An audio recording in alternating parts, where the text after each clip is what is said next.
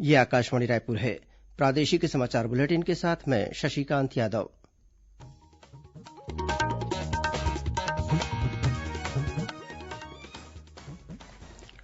और अब पेश है आज के मुख्य समाचार।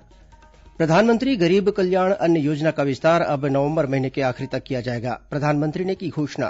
प्रदेश में आज कोरोना संक्रमित 59 नए मरीजों की हुई पुष्टि। सर्वाधिक 53 मरीज राजधानी रायपुर से मिले हैं। छत्तीसगढ़ ने जन्म के समय लिंगानुपात में देशभर में पहला स्थान हासिल किया है। और मौसम विभाग ने आगामी 24 घंटों के दौरान प्रदेश के कुछ हिस्सों में भारी बारिश के साथ आकाशीय बिजली गिरने की चेतावनी दी है।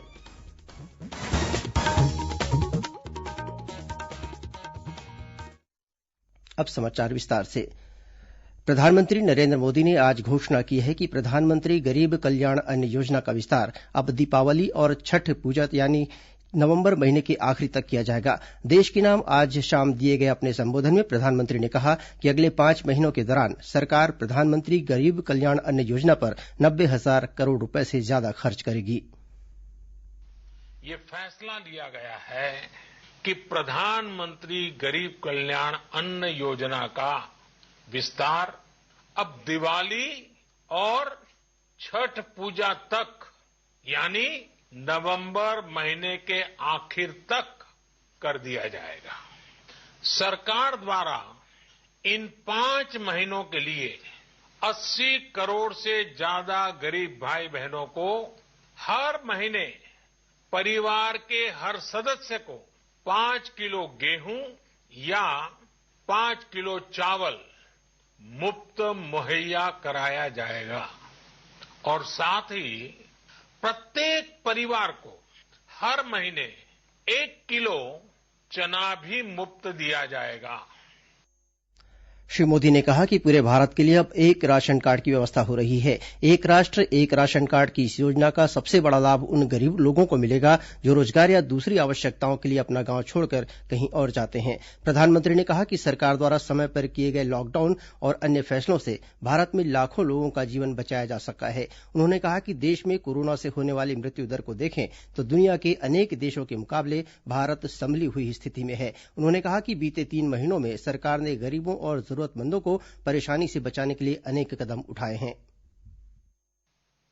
लॉकडाउन होते ही सरकार प्रधानमंत्री गरीब कल्याण योजना लेकर आई। इस योजना के तहत गरीबों के लिए 2.25 लाख करोड़ रुपए का पैकेज दिया गया। बीते 3 महीनों में 20 करोड़ गरीब परिवारों के जनधन खातों में सीधे 31,000 करोड़ रुपया जमा करवाए गए हैं। इस दौरान 9 करोड़ से अधिक किसानों के बैंक खातों में 18,000 करोड़ रुपए जमा हुए हैं। इसके साथ ही गांवों में श्रमिकों को रोजगार देने के लिए प्रधानमंत्री गरीब कल्याण रोजगार अभियान तेज गति से आरंभ कर दिया गया है। प्रधानमंत्री ने कहा कि सरकार गरीबों और जरूरतमंदों को जो मुफ्त अनाज दे पा रही है उसका श्रेय किसानों और ईमानदार करदाताओं को जाता है। श्री मोदी ने जनता का आह्वान किया कि कोरोना संकट के इस चुनौतीपूर्ण समय में सारे एहतियात बरतते हुए आर्थिक गतिविधियां आगे बढ़ाई जाएंगी। उन्होंने कहा कि हम सब मिलकर आत्मनिर्भर भारत के लिए दिन रात एक करेंगे और सभी लोग लोकल के लिए वोकल होंगे यानी स्थानीय उत्पादों को बढ़ावा देंगे। प्रधानमंत्री ने एक बार पुनः सभी लोगों से अनलॉक के इस दौर में लापरवाही नहीं बरतने और कोरोना संक्रमण से बचाव के लिए मास्क लगाने तथा 2 गज की दूरी का पालन करने सहित सभी जरूरी उपाय करने की अपील की। केंद्र सरकार ने अनलॉक के दूसरे चरण के लिए दिशा निर्देश जारी करते हुए संक्रमण क्षेत्र से बाहर के क्षेत्रों और अधिक छूट की अनुमति दी है। ये नए दिशा निर्देश कल 1 जुलाई से प्रभावी होंगे और इनमें कई कार्य चरणबद्ध ढंग से दोबारा शुरू करने की बात कही गई है। इसके अनुसार संक्रमण वाले क्षेत्रों में पूर्णबंदी को 31 जुलाई तक कड़ाई से लागू किया जाएगा। केंद्रीय गृह मंत्रालय ने कहा है कि ये दिशा निर्देश राज्यों से प्राप्त सुझावों और संबंधित केंद्रीय मंत्रालयों तथा विभागों के साथ परामर्श के बाद तैयार किए गए हैं। इनके अनुसार मेट्रो रेल सेवा, cinema hall, gym, swimming pool, मनोरंजन पार्क, थिएटर, बार, सभागार, असेंबली हॉल और अन्य ऐसी जगहें बंद रहेंगी। सामाजिक, राजनीतिक, मनोरंजन, खेलकूद, शैक्षिक, सांस्कृतिक और धार्मिक तथा अधिक भीड़भाड़ वाले अन्य आयोजनों की अनुमति नहीं होगी। मंत्रालय ने कहा है कि भविष्य में इन्हें खोलने का निर्णय स्थिति का आकलन करने के बाद लिया जाएगा। संक्रमण क्षेत्र से बाहर के क्षेत्रों में शेष सभी कार्य किए जा सकेंगे। विद्यालयों, महाविद्यालयों और कोचिंग संस्थाओं को जुलाई महीने में भी बंद रखने का निर्णय लिया गया है। अब रात का कर्फ्यू 10 बजे से सुबह 5 बजे तक के लिए लागू होगा। जिन औद्योगिक इकाइयों में शिफ्टों में काम होता है, उनके लिए भी रात्रिकालीन कर्फ्यू में ढील दी गई है। दिशा निर्देशों के अनुसार क्षेत्रों के हिसाब से दुकानों में सुरक्षित दूरी के मानदंड का पालन करते हुए एक साथ 5 से अधिक लोग रह सकते हैं। केंद्र और राज्य सरकारों के प्रशिक्षण संस्थान 15 जुलाई से खुल सकेंगे। केंद्र सरकार ने टिकटॉक समेत 59 मोबाइल ऐप को देश की संप्रभुता, एकता और रक्षा के लिए खतरा बताते हुए उन पर प्रतिबंध लगा दिया है। इनमें से अधिकतर चीनी मोबाइल ऐप हैं। सरकार ने जिन ऐप्स पर प्रतिबंध लगाया है उनमें TikTok, SHAREit, WeChat, MI video call समेत अन्य सम्मिलित हैं। इलेक्ट्रॉनिक्स और सूचना प्रौद्योगिकी मंत्रालय ने कल जारी एक आधिकारिक बयान में कहा है कि उसे विभिन्न स्रोतों से कई शिकायतें मिली हैं, जिनमें एंड्रॉयड और iOS प्लेटफॉर्म पर उपलब्ध कुछ मोबाइल ऐप के दुरुपयोग के बारे में कई रिपोर्ट शामिल हैं। इन रिपोर्ट में कहा गया है कि ये ऐप उपयोगकर्ताओं के डेटा को चुराकर उन्हें गुपचुप तरीके से भारत के बाहर स्थित सर्वर को भेजते हैं। केंद्रीय गृह मंत्रालय के अंतर्गत आने वाले भारतीय साइबर अपराध समन्वय केंद्र ने इन दुर्भावनापूर्ण ऐप्स पर व्यापक प्रतिबंध लगाने की सिफारिश भी की थी। प्रदेश में आज कोरोना संक्रमित 59 नए मरीजों की पुष्टि हुई है। इनमें सर्वाधिक 53 मरीज सिर्फ राजधानी रायपुर के हैं, जबकि कांकेर से 2, दुर्ग, राजनांदगांव, बेमेतरा और बलौदाबाजार से एक एक मरीज मिले हैं।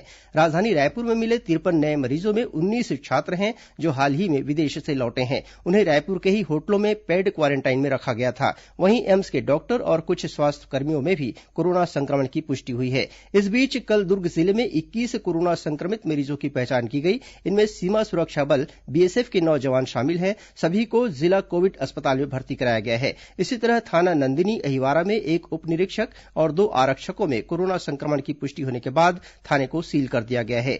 वहीं राजनांदगांव जिले के डोंगरगांव विधानसभा क्षेत्र के विधायक दलेश्वर साहू को आज एम्स रायपुर से स्वस्थ होने के बाद छुट्टी दे दी गई। श्री साहू के घर लौटने पर ग्रामवासियों ने ताली बजाकर उनका स्वागत किया। उधर अंबिकापुर मेडिकल कॉलेज में राज्य सरकार से अनुमति मिलने के बाद ट्रू नॉट विधि से कोरोना की जांच शुरू हो गई है। इसकी रिपोर्ट 3 घंटे में ही मिल जाती है। प्रादेशिक समाचार आप आकाशवाणी रायपुर से सुन रहे हैं। छत्तीसगढ़ की खबरों से है आपका वास्ता और खबरों की विश्वसनीयता से है हमारा वास्ता। आकाशवाणी समाचार रायपुर के प्रादेशिक समाचार बुलेटिन के साथ ही हमारे समसामयिक कार्यक्रम आप रेडियो के अलावा अपने मोबाइल पर भी सुन सकते हैं। आकाशवाणी समाचार फेसबुक, ट्विटर और यूट्यूब पर भी उपलब्ध है। हमारा Facebook page Chhattisgarh news on AIR, Twitter handle CGAIR news और हमारा यूट्यूब चैनल है छत्तीसगढ़ AIR न्यूज। तो अब रेडियो के साथ ही आपके मोबाइल के जरिए भी हम पहुंच रहे हैं आप तक। छत्तीसगढ़ की हर खबर के लिए सुनते रहिए आकाशवाणी समाचार। और अब आगे बढ़ते हैं बाकी के समाचारों की ओर। छत्तीसगढ़ ने जन्म के समय लिंगानुपात में देशभर में पहला स्थान हासिल किया है। रजिस्ट्रार जनरल और जनगणना आयुक्त द्वारा वर्ष 2018 के जारी आंकड़े में बताया गया है कि छत्तीसगढ़ में 1000 पुरुषों की तुलना में 958 महिलाएं हैं। वहीं प्रदेश के ग्रामीण क्षेत्रों में भी लिंगानुपात सर्वाधिक 976 है, जबकि राष्ट्रीय स्तर पर ग्रामीण क्षेत्रों में 1000 पुरुषों की तुलना में 900 महिलाएं हैं। देश के विभिन्न हिस्सों से छत्तीसगढ़ लौटे 4.5 लाख से अधिक प्रवासी श्रमिक 14 दिनों की क्वारेंटाइन अवधि पूरी कर अपने घरों को लौट चुके हैं। इन श्रमिकों को सुरक्षा की दृष्टि से 10 दिनों तक होम क्वारेंटाइन में रहने के निर्देश दिए गए हैं। वहीं 1,67,000 श्रमिक अभी भी क्वारेंटाइन सेंटरों में रह रहे हैं। गांवों में स्थापित क्वारेंटाइन सेंटरों का संचालन और नियंत्रण संबंधित जिला प्रशासन द्वारा किया जा रहा है। इनके संचालन में ग्राम, जनपद और जिला पंचायतें सक्रिय भूमिका निभा रही हैं। पंचायत और ग्रामीण विकास मंत्री टीएस सिंहदेव गांव में क्वारेंटाइन सेंटरों के सुचारू संचालन के लिए लगातार व्यवस्था की समीक्षा कर रहे हैं। उनके निर्देश पर सेंटरों की खामियों को दूर किया गया है। पंचायत मंत्री ने क्वारेंटाइन सेंटर में रह रहे लोगों के स्वास्थ्य की लगातार निगरानी और संक्रमण के लक्षण वाले लोगों के तत्काल सैंपल लेकर जांच करने के निर्देश स्वास्थ्य विभाग को दिए हैं। छत्तीसगढ़ में बस संचालक अब शादी, पिकनिक, मेले और तीर्थयात्रा आदि विशेष कार्य के लिए घर बैठे ही स्पेशल परमिट ऑनलाइन प्राप्त कर सकेंगे।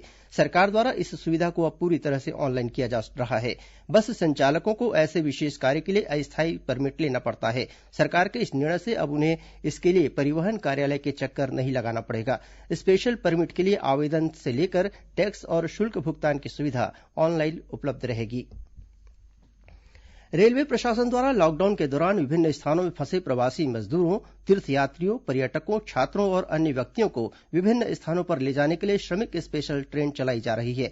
इस दौरान दक्षिण पूर्व मध्य रेलवे द्वारा आईआरसीटीसी के माध्यम से सभी गाड़ियों के श्रमिकों के लिए भोजन और पानी का प्रबंध किया जा रहा है। इस कार्य के दौरान ड्यूटी पर तैनात कर्मचारी सोशल डिस्टेंसिंग का विशेष ध्यान रख रहे हैं।